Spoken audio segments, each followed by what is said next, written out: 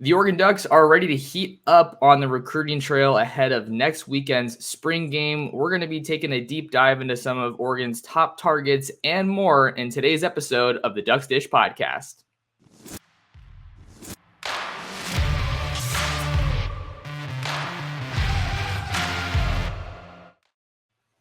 And we're back like we never left. Oregon fans, what's going on? How we living? It is Saturday, April 22nd, 2023.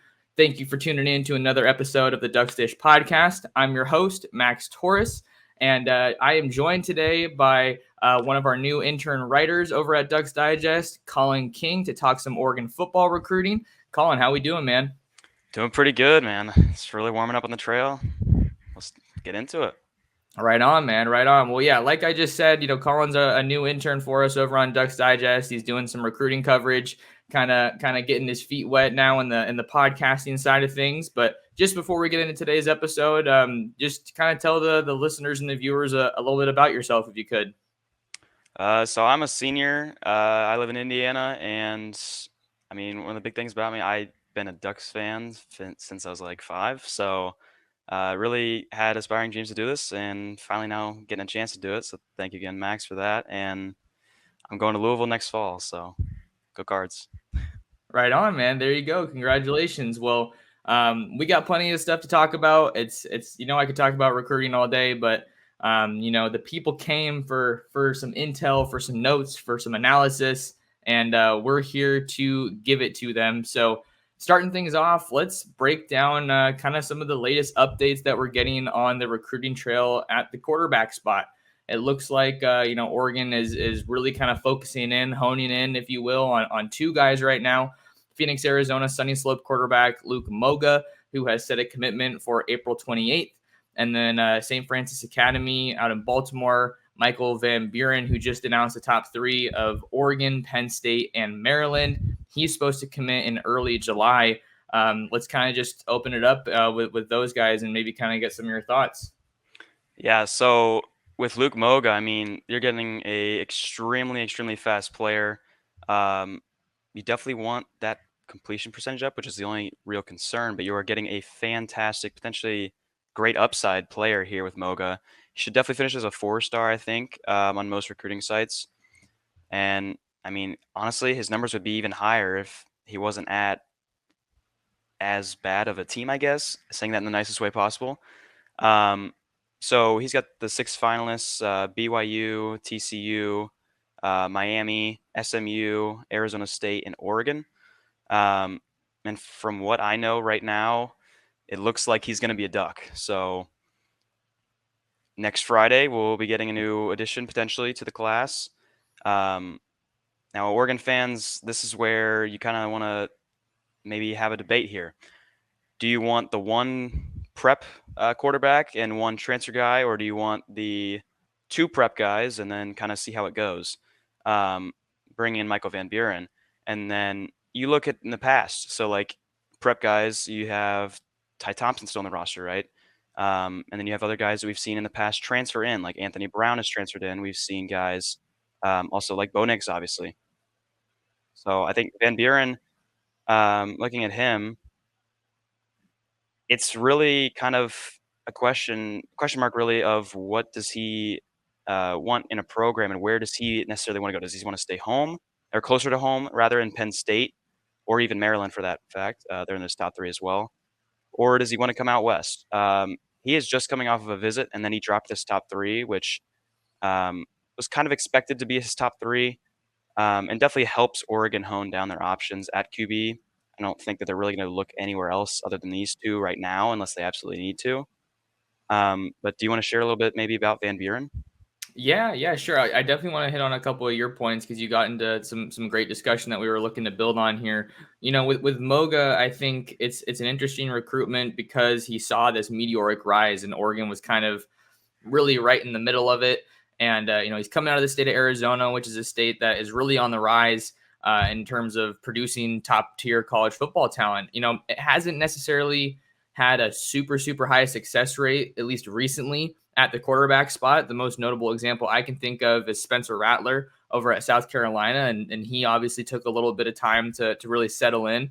losing his job to Caleb Williams when he was still over at Oklahoma. But so, I think there is a little bit of risk in terms of, taking a commitment from a guy like Moga. And I don't say that in any kind of a slight or anything. I'm just, trying to be critical here and, share my thoughts. But you can see that the upside with Moga is super clear. He just set, I think, his state school record in the 100, running a 10.7. So you can see that the mobility is amazing. Throwing on the run is great. He's not afraid to run. But as far as Van Buren's concerned, I think that, you and I have kind of been talking a little bit off air about how he might be a little bit more of a refined passer. So it's just really going to be a question of what is it that Will Stein's looking for, that the rest of the offensive staff is looking for.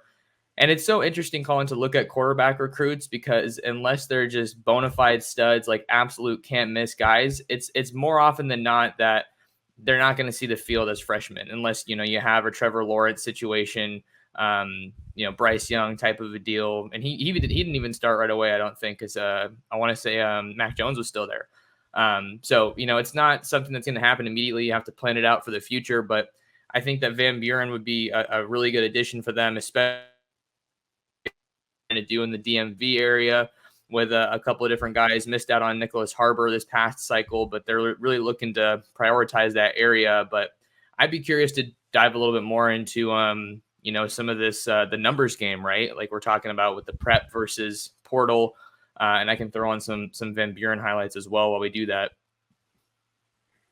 Yeah, so it's a really, really interesting thing. I mean, talking about whether you want the one prep and one transfer, or the two prep guys. You look at it and you think that, okay, portal guy is automatically going to be better. That's not always the case, for sure. We've seen quarterbacks like Anthony Brown recently, which was a bit of an experiment for sure with Cristobal. And you saw kind of how that unfolded. It didn't really work out.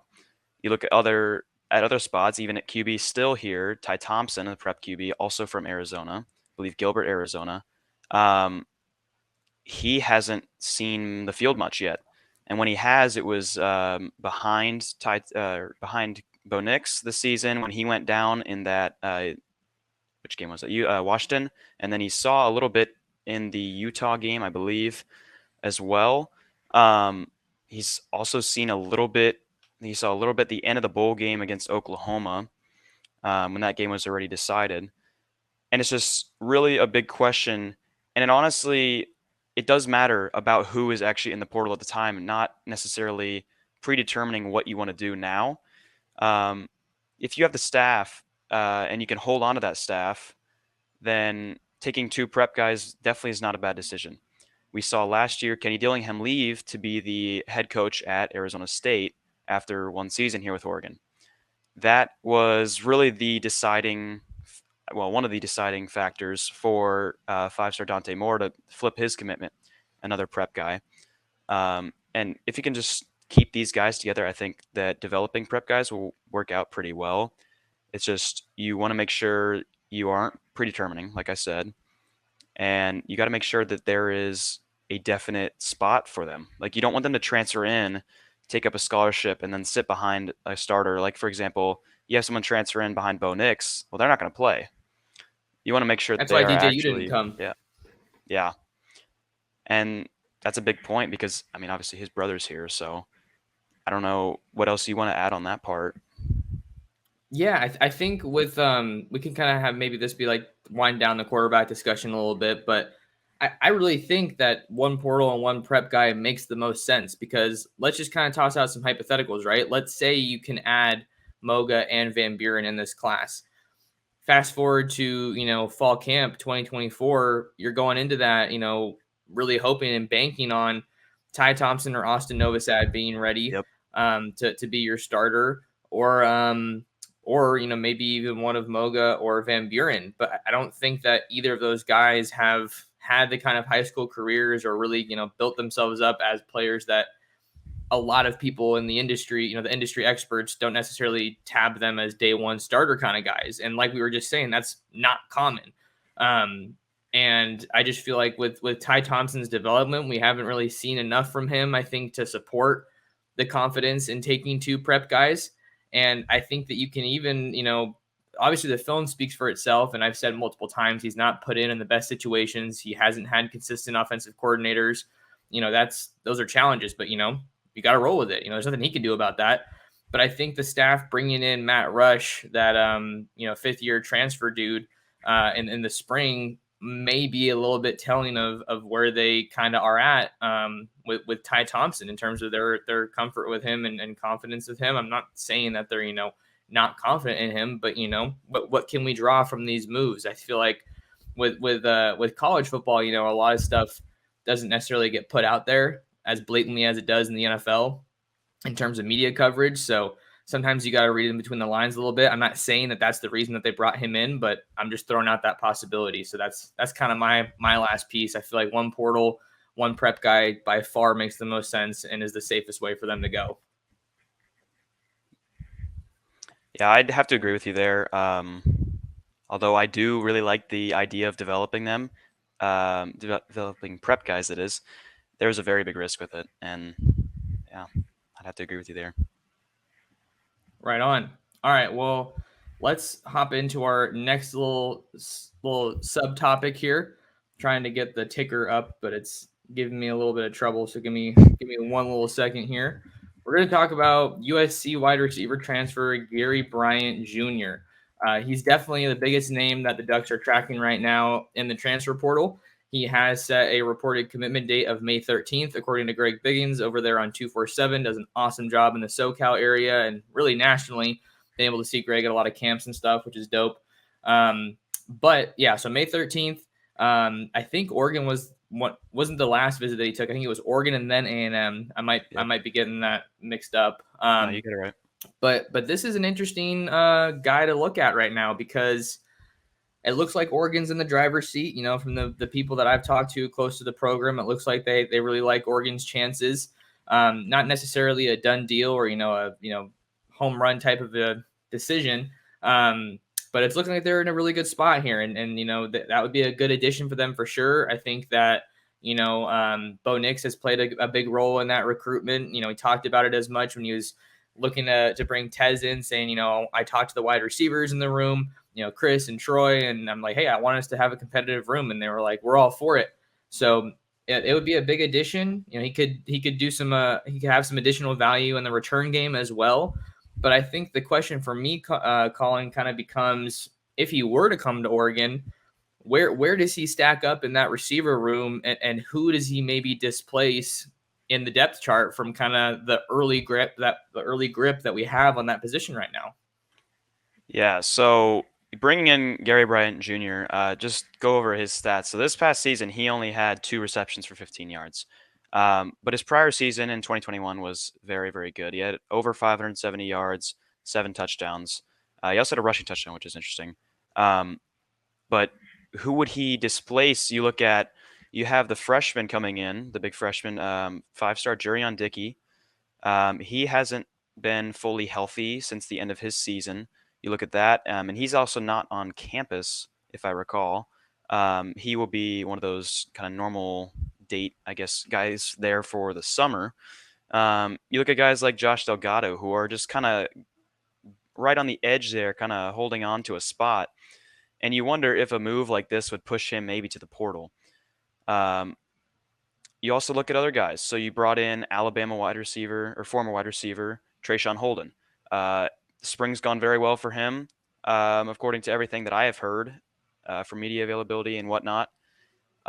Wonder if maybe his spot would be what was taken, or whether it would be Bo Nix's adopted brother in Troy transfer Tez Johnson. Tez Johnson, though, is an absolute blazer. He is extremely, extremely fast. And I think regardless of who you have in this room, Tez will have to see the field because of that. I think that Troy Franklin is probably the only wide receiver who won't be at risk of being moved somewhere. I like Chris Hudson a lot. I think he's due for a breakout year as well. But I can't help but think that a move like this would only kind of stunt his growth a little bit.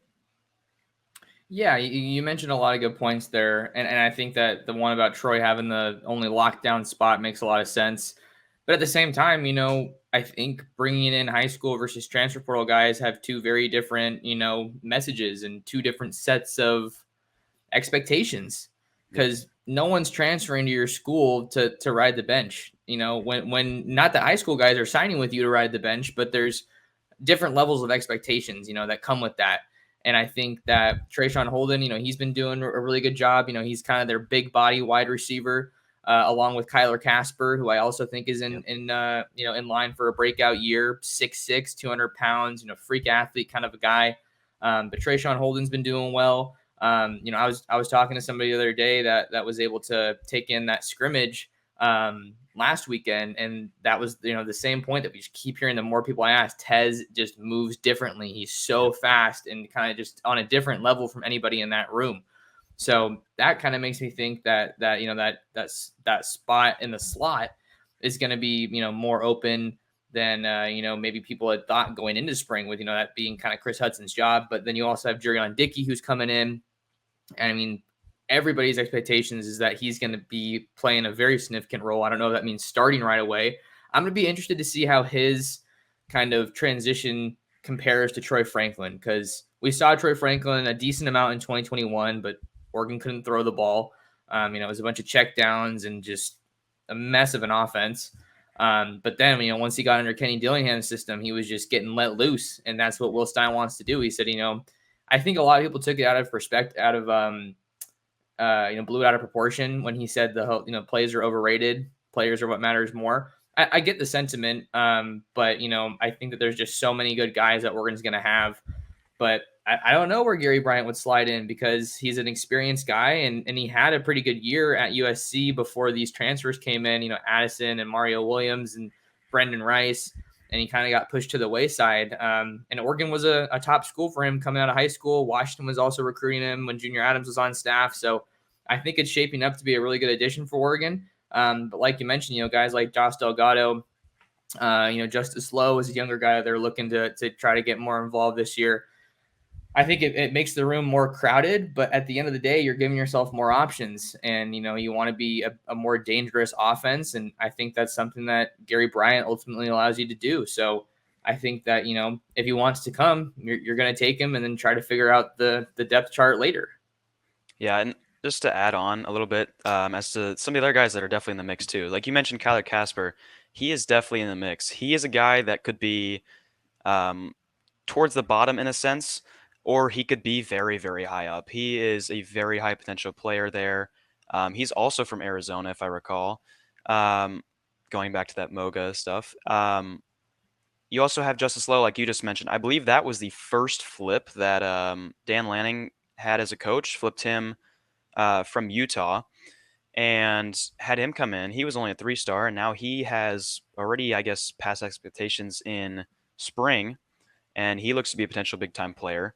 There's a few other guys as well in the mix. Trying to think of who exactly. Cozart, yes. Ashton Cozart is a guy that I think is going to be very, very good. Really just like seeing him play in high school, I think he is a very, very good player and could develop very well. These are all guys that are in the mix. And then you also wonder, with some big-bodied guys here, do you potentially move them to address the need at tight end, which is maybe one of the points that we'll discuss later on. A big guy could move there. That way you can have essentially 5 wide receivers on the field whenever you want it, if you're going to run a 4 wide out set. And it just depends, I guess, really with how everybody does when they arrive. And I'm mainly saying that Jurion Dickey, if he's fully healthy, I think the sky's the limit for that kid. And he could be definitely, like you said, significant playing time right away. And it's just going to be very, very interesting to see how, I guess, the cookie crumbles here. Yeah, and it's funny because when the season ended, you lose Coda from a year ago. He's the main loss in that room, and then you have a bunch of transfers. Dante Thornton to Tennessee. I think he's gonna kill it. I think that's gonna be the biggest loss for Oregon in the transfer portal. Honestly, if either him or Keith Brown, that was a move that caught a lot of people by surprise. But you lose Seven McGee, Isaiah Brevard, Isaiah Crocker, a lot of guys, but I think that this wide receiver room is honestly looking more deep, if not more promising, the more I talk about it and the more we go through spring football. And Oregon's going to have a lot of weapons on that on in that position to really open things up or keep opening things up, because they got opened up with Kenny Dillingham, and Will Stein doesn't sound like he's going to shy away from that by any means. Any final points here on Gary Bryant before we talk some 2024 wide receivers? No, not really. All right, good stuff. And then you talked about tight end. They talked about maybe using Mateo Uiagalelei, Josh Connerly, Which I Jake thought was very Shipley. interesting. That was very interesting. I mean, especially, I don't know. I don't think that you want to move Josh Connerly to tight end when he's such a special player. Alik Terry was saying he's the hardest worker in the room, and just all the reviews have been so positive on him.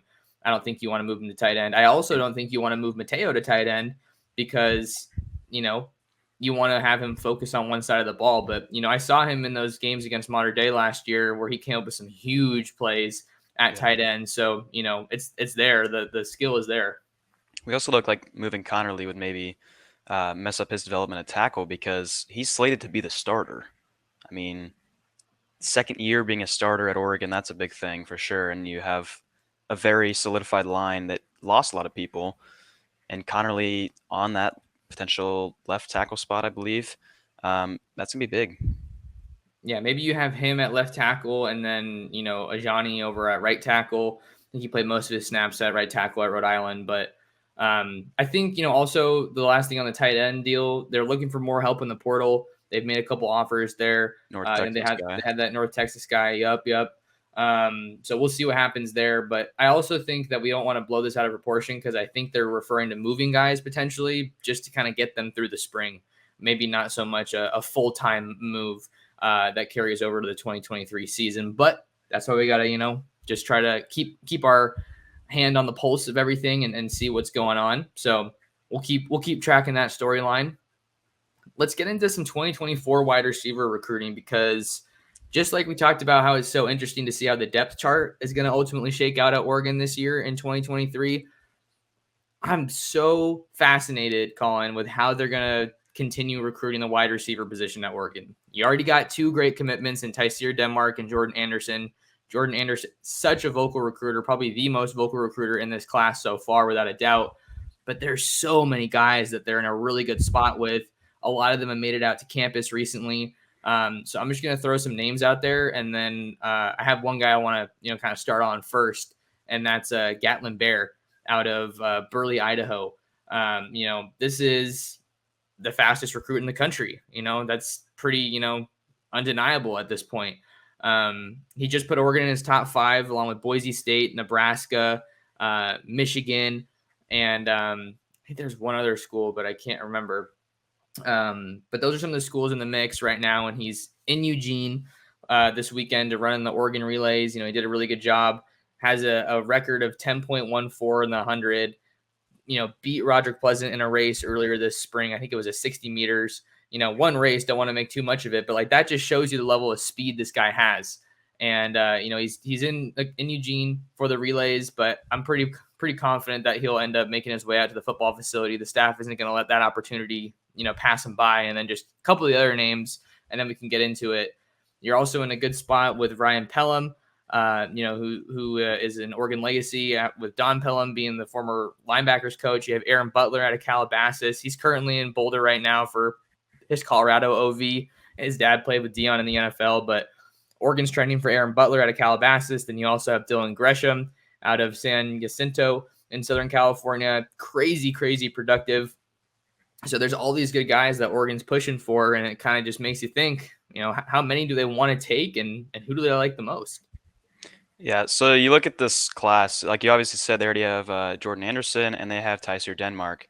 Denmark is a guy, I've seen some people speculate saying that, like this is obviously not true, say, oh man, he's definitely going to decommit or something because he's across the country. That's not true. He is definitely at the moment locked in and bought into the program.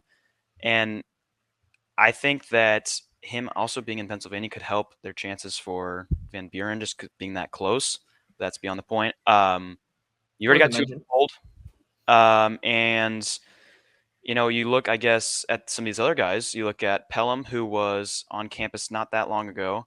I believe beginning of April, no, I March. think this is this month. Okay. Um, and then you had Gresham, who was on campus, I believe April 12th. And then you had Aaron Butler, who was also recently on campus.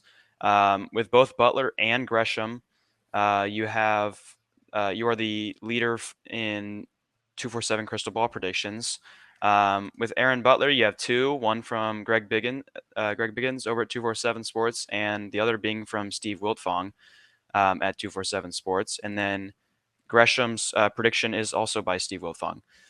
I think that is significant that they are looking at potentially taking four guys, and that shows you really that if they do bring in someone like Gary Bryant Jr., I mean, I think you're looking at what is it, six seniors next season, and you got to replace all those guys, and that's with definitely Troy Franklin being a guy that could go to the draft after this year. You're gonna have to replace these guys, and I think they've done a good job even last year starting off. You got Trayshawn Holden, who will be a senior next year. But then you also have Dickey in the class last year as the crown jewel, really, of the class. And is interesting, geez, to me is with Aaron Butler. He posts about Colorado on social media a significant amount, but he really, really, really loved that visit. And I've heard nothing but good things about Oregon's spot right now. And then also you look at who they're competing against. Obviously, Colorado. Washington is in there as well. And then you transition to guys also out there like Dylan Gresham. You're looking at competing against, I believe, Washington there as well. And back to your point about a monster season. I mean, unreal season, honestly. 90 receptions, 2,051 yards, and 31 receiving touchdowns is outrageous. Um, I don't know if I've seen that big of a stat line for one season ever, at least in my time covering Oregon or looking at Oregon. But there's a lot of potential for this class. If you can add four guys, then that's great to replace the six potentially going out next season or after next season, or even if it's five with maybe Troy Franklin going to the draft. But I don't know if there's anything you really want to add on any of these guys. Yeah, no, for sure.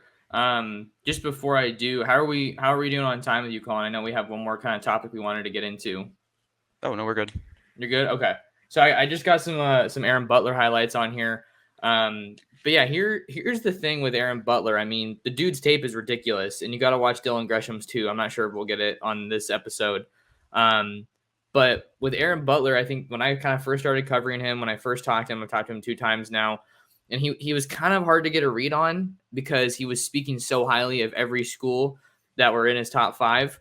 But it definitely seemed like it was a Georgia, lean. Definitely SEC with Bama in the picture as well. That was a huge talking point with him.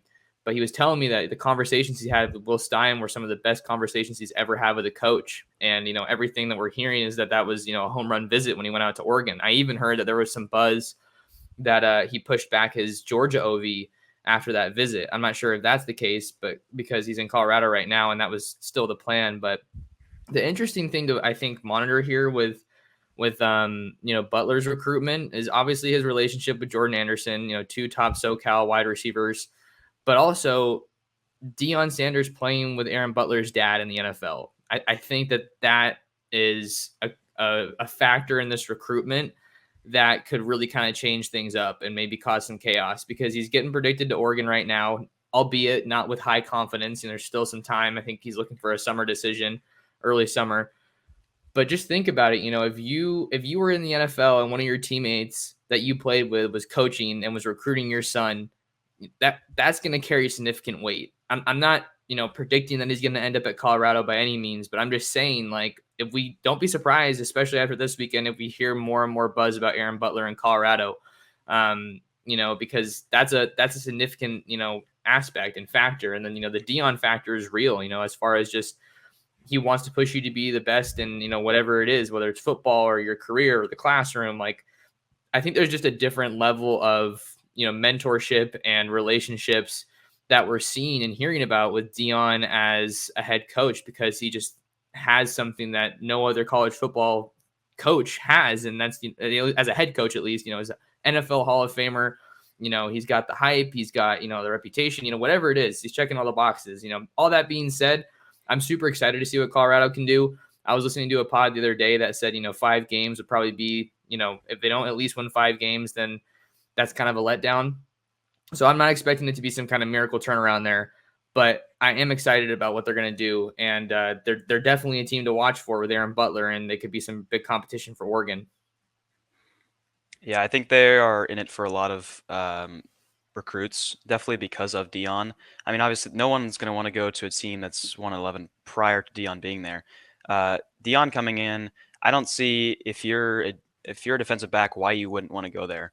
Obviously, that pedigree that he has of being a Hall of Fame defensive back. I mean, and also the fact that he could play on both sides of the ball.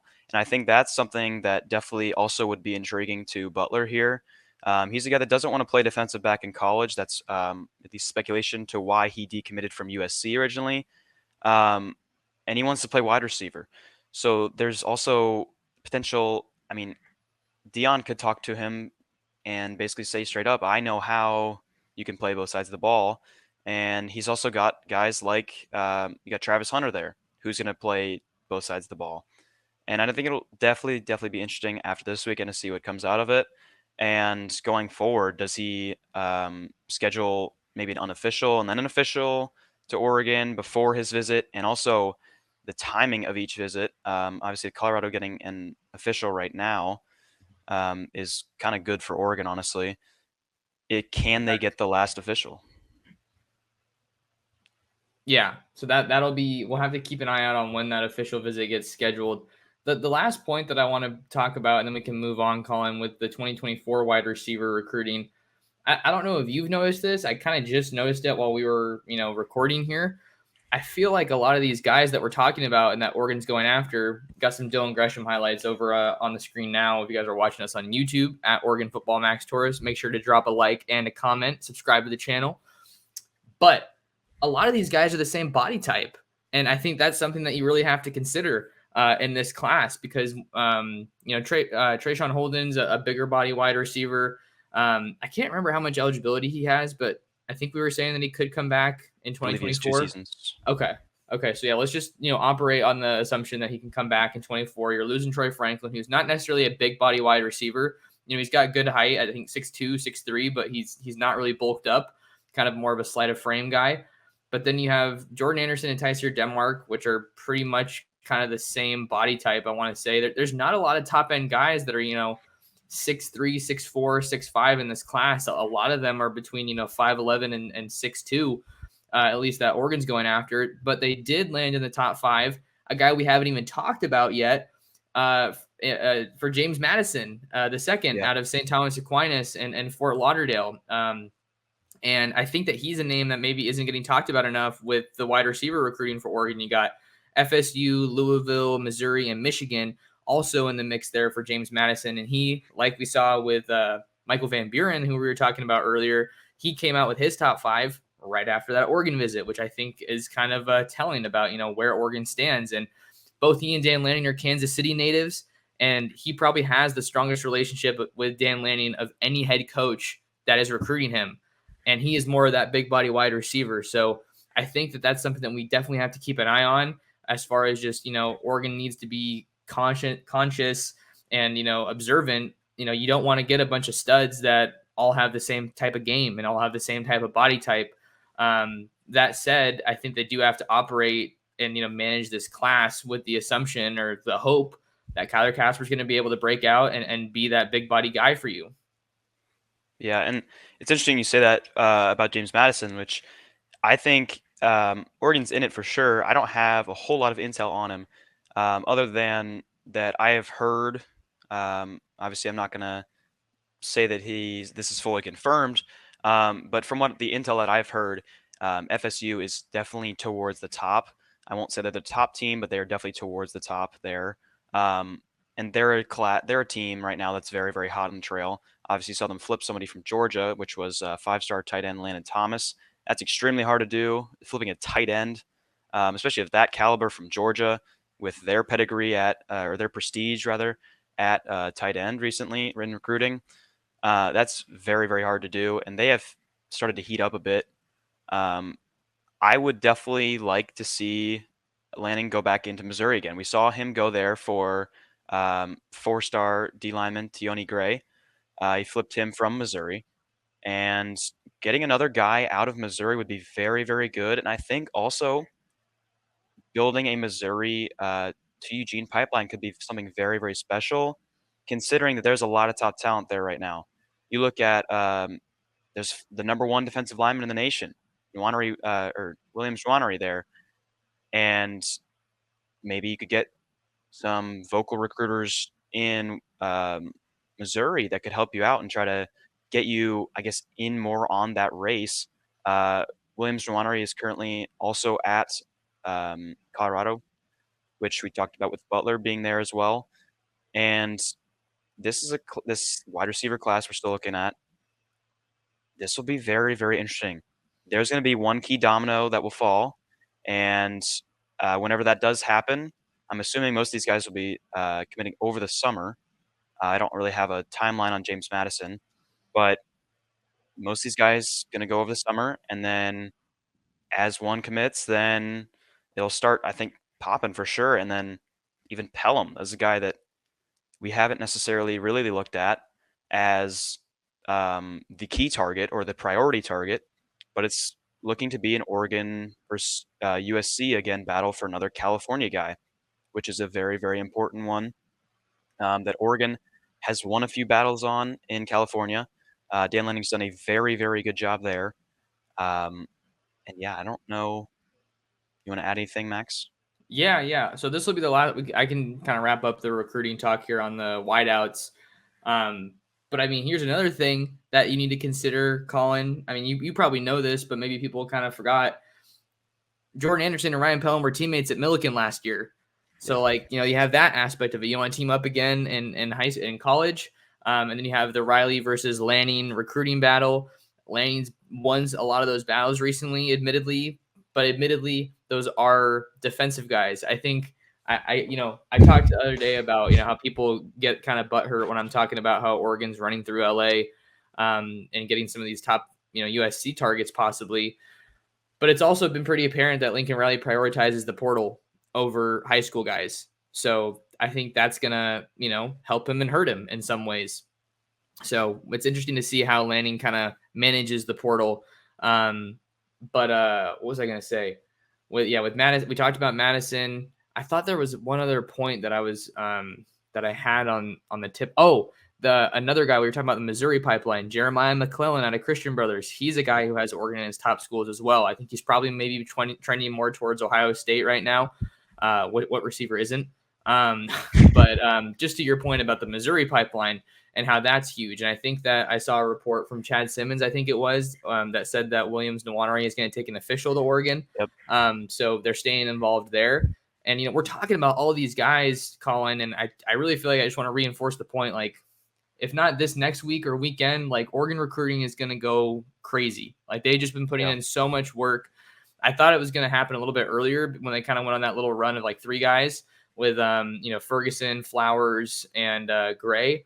But this upcoming weekend has the potential to be really, really fruitful for Oregon in terms of some commitments. And I wouldn't be surprised at all if they're able to leave the weekend with a couple of commitments. But the wide receiver position is an interesting one to follow, folks. And, we're talking about some of the top names here. So just trying to keep you in the loop with everything. But that's kind of the last that I had on wideouts, unless you had anything.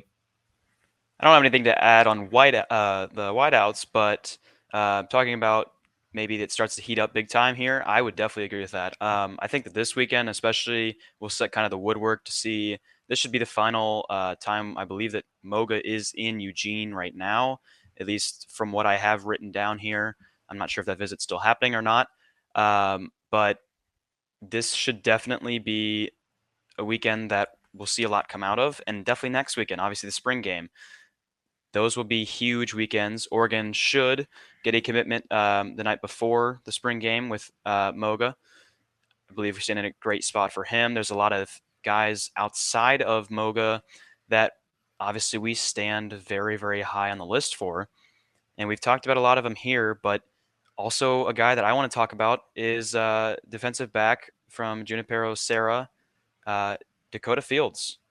He is a guy that I have talked to a little bit over just messages and stuff. And man, this kid is very, very good. It looked early on like it was going to be, well, really, Washington was in there big time, USC was in there big time, and right now it looks to be Oregon. Oregon leads at the current moment. This is a teammate of Oregon signee in the 2023 class, Roderick Pleasant, also teammate of another name that we should know in another 2024 corner, and that is Nico Clem. That last name should sound very familiar. His father was the O-line coach here at Oregon. Left to take a job with the Patriots, I believe, as the co-OC and offensive line coach, maybe. But those two are definitely some names to watch. Dakoda Fields, I obviously think being better than Clem. It definitely the higher rated one too. If they can get this pipeline continuing to go from California to Eugene, Oregon, I mean, the sky's the limit, really. There is a lot of talent in California, and we've seen that from a lot of top players in college. We've seen that from a lot of top players in the NFL are from California as well. I mean, in these big states like California, Florida, Texas, um, definitely controlling or being very, very in on a big state like California will bode well for Oregon. I'm not sure if there's something you want to add for Fields specifically. Yeah, for sure. I mean, yeah, you hit on a lot of really good points there. You know, we got his junior highlights on right now. Only able to play 6 games because he got knocked out with an injury, unfortunately. But I know he's working on recovering from that. I was able to see Dakoda over at the UA Next camp in Mission Viejo a couple weeks ago. And, you know, Oregon's in a really good spot. You know, I've talked to him a couple times, and it was really cool because when I moved out here to Southern California, the first game I actually went to was Long Beach Poly against Sarah, and there were some highlights from that game that were in there. And you know, Roderick was the guy that everyone had eyes on. You know, he was the name for Sarah, and I think this year it's going to be Dakoda. You know, he's.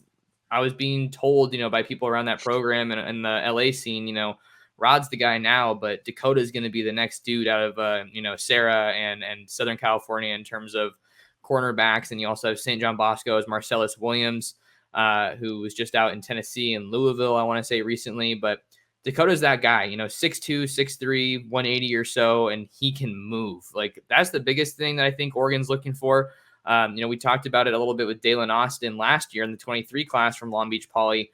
Though that we know what the prototype is for Dan Lanning's defense when it comes to corners. You know, it's Christian Gonzalez. It's tall guys, long guys that are fast, fluid hips. You know, you can put them on an island. And I think that Dakoda Fields is probably Oregon's top corner target in 2024, at least the top guy that they realistically have a shot at. You know, you got Ife Obudegwu out of St. Francis as well. You know, he's teammates with Michael Van Buren.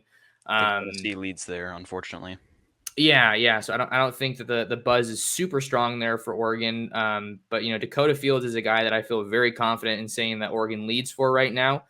You actually had a little bit of scoop on that one, Collin, like you mentioned, with, you know, some official visits getting locked in for Dakoda, one to Oregon and one to SC.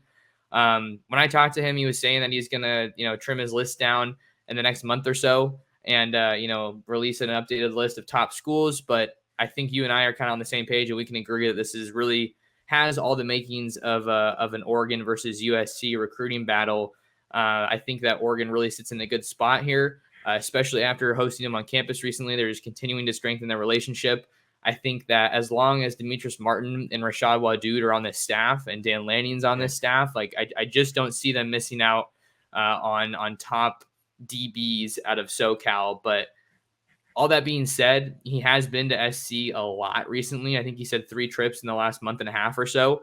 And I think that that kind of sends a message to me that, the USC staff learned from the Rod Pleasant, commitment to Oregon, that they didn't put the work in that they needed to. I think there was some talk that, maybe he didn't hear as much from the whole staff. We know how Oregon likes to have everybody or multiple guys in on one recruit. So I feel really confident saying that Oregon leads here, but SC is not going to make that one easy, and they're still very much in the picture. Well, and going back to talking about your visit, so he told me that he'll be visiting on June 23rd, and that SC will be getting a visit at the beginning of the month. I believe he said the 3rd, June 3rd. So Oregon will get potentially the last visit there. Another big kind of, well, really overall, Arizona is a massive state here for recruiting. This season, you've got guys like Elijah Rushing, who's a 5-star. He is from Tucson at South Point Catholic. You've got also guys in there. You've got Miles Lockhart, who is a teammate of or former teammate of Cole Martin's, and that is a big one because while he may be in Ohio State lean right now, that really is a huge recruitment. And then back to California, you got Zabian Brown there as well, another top corner, a guy that USC and Ohio State are really vying for. From what I've heard, Ohio State guys really like where they are, and USC guys really like where they are. I haven't heard a whole lot of smoke about Oregon. I don't think he's posted any of his visit pictures either, which doesn't really matter. But I haven't seen much about his visit overall. And what is big there with Zabian Brown is that Oregon will get the final visit. And that is very big. Oregon getting the last visit is something that this staff has really prioritized, especially that they want the last visit. They want to make sure they have the last pitch at everybody. Even if they missed on guys like when they had the last pitch on Nicholas Harbor, that's whatever. You do the same thing, and it'll work out for you in the end. Looking at other guys, California, again, offensive tackle, Brandon Baker. He's a guy that is, I believe, a legacy. Yeah, his Here at, brother. yeah. And he's a really big target for this group or for this class. And they already have the groundwork laid down. They have Ferguson, obviously, already here, and they have Fox Crater, who I'm not entirely sure about his commitment because he's visited a lot of schools. That's Yeah, my opinion. I'm obviously just trying to put that out there. Baker is a top guy. He's a guy that you want the groundwork laid there, and then you want to go for the top guys. That's what this staff does. And they'll definitely get a shot at Baker. I believe he will be in town for the spring game. There was at first speculation he'd be in this weekend. He's not. But they'll definitely get a shot at him for definitely get a spot to get their pitch in for sure next week. Alik Terry, that I don't think will. I think that'll be the first time, yes, that he will meet Alik Terry and see if Alik Terry can get that pitch. And see, I mean, obviously he's done a good job so far, from what I've heard. You saw guys like Eddie Pierre Lewis visit, I believe it was last weekend, and you saw Isaiah Joe Garcia visit this week during the week. And that I think Alik Terry was a home run hire again by Lanning, but only time will tell. There's a lot of top guys that Oregon is really in on, and not all of them are going to come here. But I don't think there's a bigger name right now at a position of need per se than Justin Williams. Out of Texas, we're also this staff is also trying to take a look at his teammate. I'll look up the name right now. I think it's Joseph. the D Shoot. lineman. Yes, Yeah, Joseph Anoje, I believe it is. yeah, Yeah, I'll leave it at that. I don't want to mess up his name. Um, that is a massive target for Oregon, and really kind of a prospect they can't miss on. If you miss on him, then well, you have a Justin. lot of backup guys. Yes, Justin Williams. Um, I personally have had great talks with another linebacker in Dylan Williams and also Kamar Mathudi, I believe it is Matudi, and I think those are guys that really Oregon needs to get. This is a uh, not very deep linebacker group right now for Oregon. Obviously, Keith Brown leaving kind of hurts. You've got Jamal Hill, who's now over to linebacker. You've got Justin Jacobs, Devon Jackson, Harrison Taggart. I won't get into all the names, but obviously Bassa is another guy. And then you look at the transfer from Arizona State, Connor Sowell, who's looked very good so far.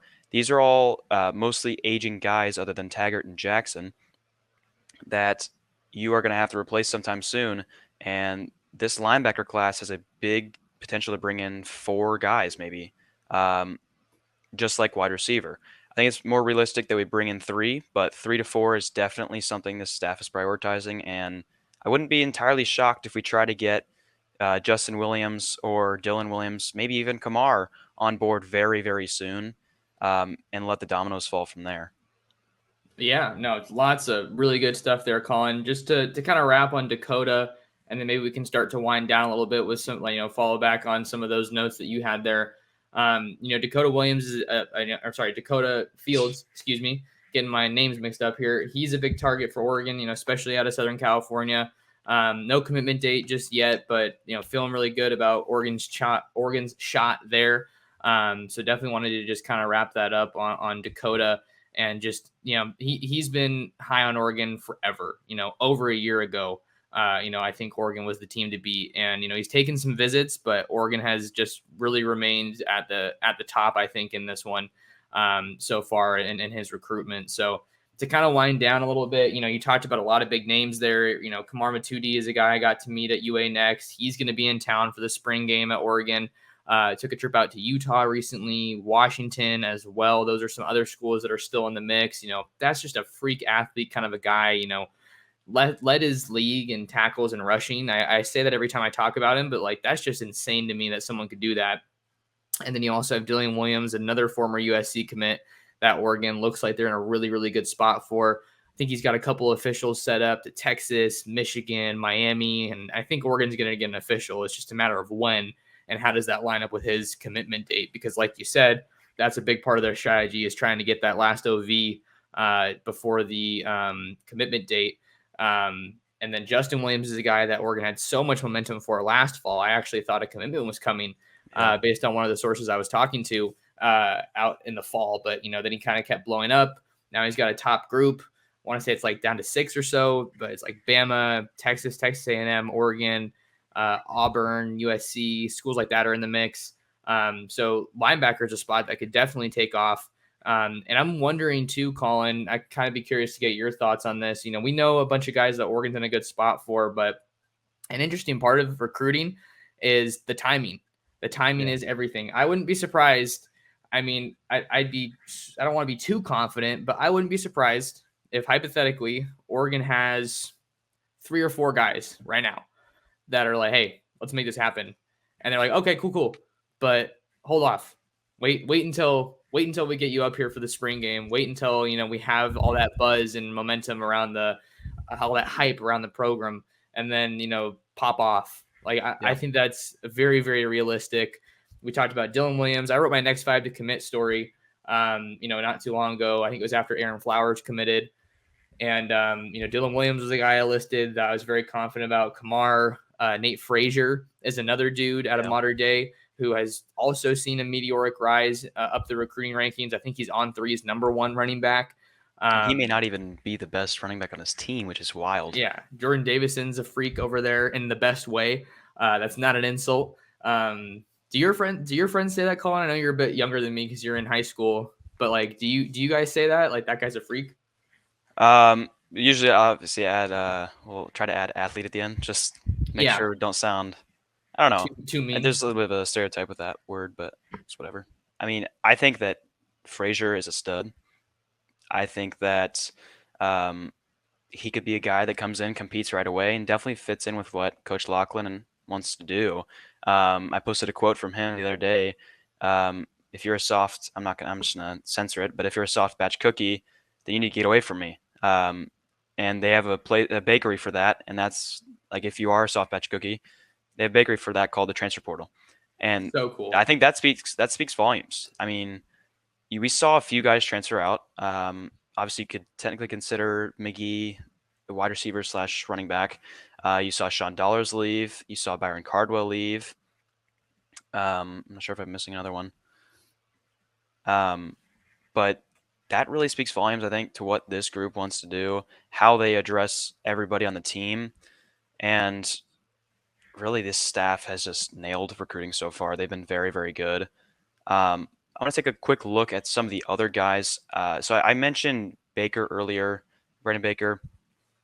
I think, honestly, there's a lot of smoke right now to both Georgia and Nebraska. And a few of my sources think that he is a guy that may follow Dylan Raiola, the number one quarterback who is currently predicted to Georgia. Oregon is technically in on it. I'd say they're far back in that. It's definitely a top dog of the dogs of Georgia. And then from there, probably USC. Beyond that, not entirely sure. I think that Nebraska's still in there too. But this is a very, very good class. Oregon stands very well right now. Going back to what you said about maybe there's 3 to 4 guys that already are ready to announce, and they're waiting. I think definitely after the spring game, that is going to be a time you see some commitments. Obviously, Moga, in my opinion, and I think we talked about this off air as well. He's kind of like a duck, man. We feel very strongly about him, and yeah, I think there's just a lot of guys that'll definitely fall soon after this, and the key dominoes for the class will fall right after. Yeah, no, I think that it makes a lot of sense too with the timing of everything. Like I said, one trend that is very apparent, I think, really with the best programs in college football, but certainly with Oregon, since they really kicked things into high gear from a recruiting standpoint with Taggart and Cristobal, and then now with Lanning. You want to get that heavy lifting out of the way spring and summer so you can focus on your season, and then some of those top guys like your Josh Connerlys that want to go past those traditional recruiting deadlines. But let's just kind of maybe wind down with some more talk on the offensive line, because it's a position that I think is really intriguing to look at, and obviously very important for Oregon this next cycle, because you have a mixture of veterans and some new faces. But you got it. There's no guarantee that that's going to work. I think that you have reason to be confident it's going to be a darn good group, but you don't know until we get to the season, and you got to just keep yourself stocked with a bunch of top talent. We talked about Eddie Pierre-Louis, he might be the most interesting. I think he's the most interesting offensive line recruit for Oregon in the 2023 class. And it's because he's 6'4", 315, 320, whatever it is. And he moves he's got wheels, man. That dude moves, man. And he runs sprints like you don't see offensive linemen do that. It's absolutely insane. He has these super swaggy, aviator type glasses that he wears at camps and on visits that I think just give him a whole bunch of personality. He's a beast. He's out of Florida, which is, Alik Terry's native state, his home state.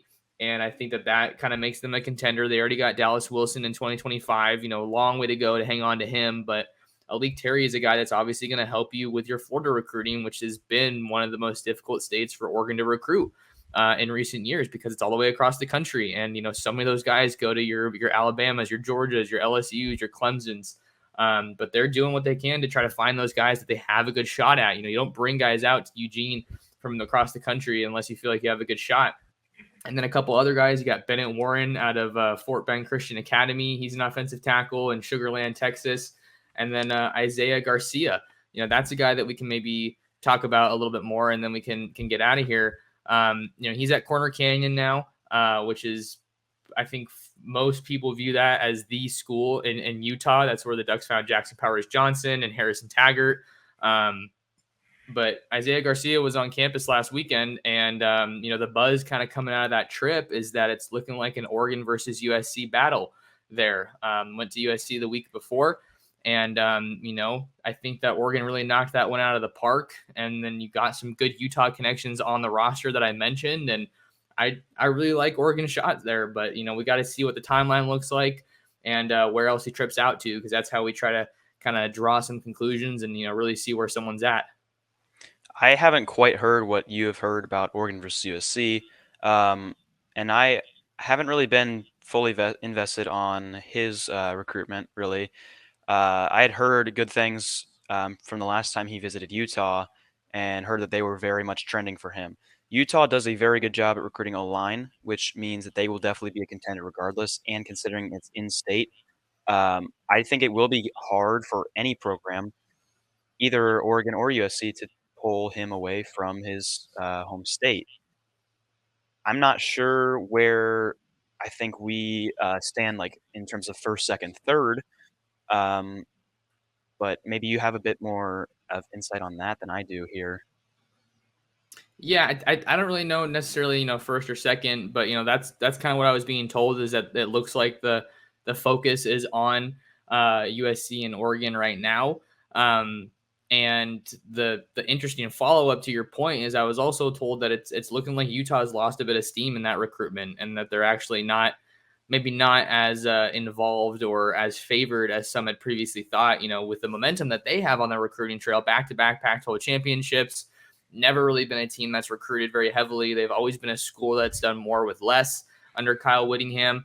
And I think that they're at the point where they're not going to have to settle maybe as much as they did in the past, which is, exciting for them. I don't think Oregon fans will love to hear that, but, just as a football fan, I'm excited to see what they have to do. We just hit the hour mark, Collin, which is not what we were expecting to do, but it's been awesome just chopping it up. I do kind of want to wind down the show. So any last thoughts from you before we get out of here?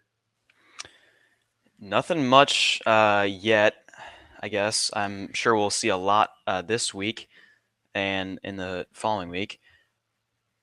Oregon stands at a great spot. They obviously have to focus on their spring practices as well. Hopefully that all goes well for the team. And then also, like, just recruiting. I mean, they're in a fantastic spot, ready to take off. And yeah, that's all I got really to add. All right. Well, you guys got to make sure to stay tuned into the Ducks Dish podcast and to ducksdigest.com.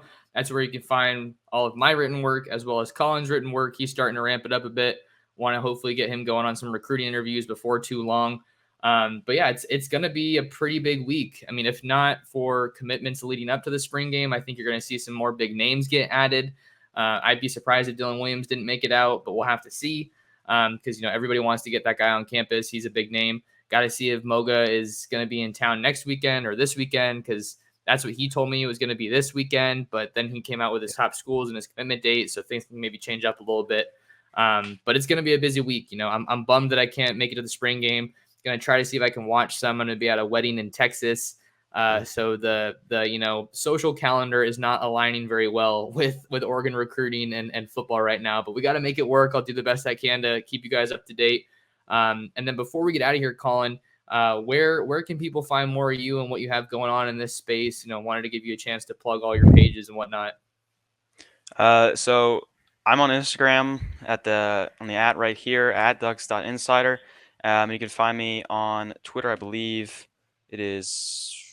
Let me see. I'm not sure.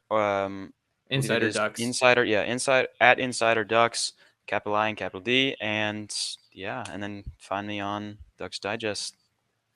All right, well, guys, make sure to lock in with Collin. If you want to find more of me, you can follow me on Twitter and Instagram @mtorresports, and you can find all my written work on ducksdigest.com. And then we're here on YouTube as well at Oregon Football Max Torres, and then listen to us on your podcasting platform of choice. But that'll do it for today's episode of the Ducks Dish podcast. Appreciate you guys taking some time out of your day to talk some Duck football and some recruiting with us. And until next time, we'll see you on the next episode of the Ducks Dish podcast.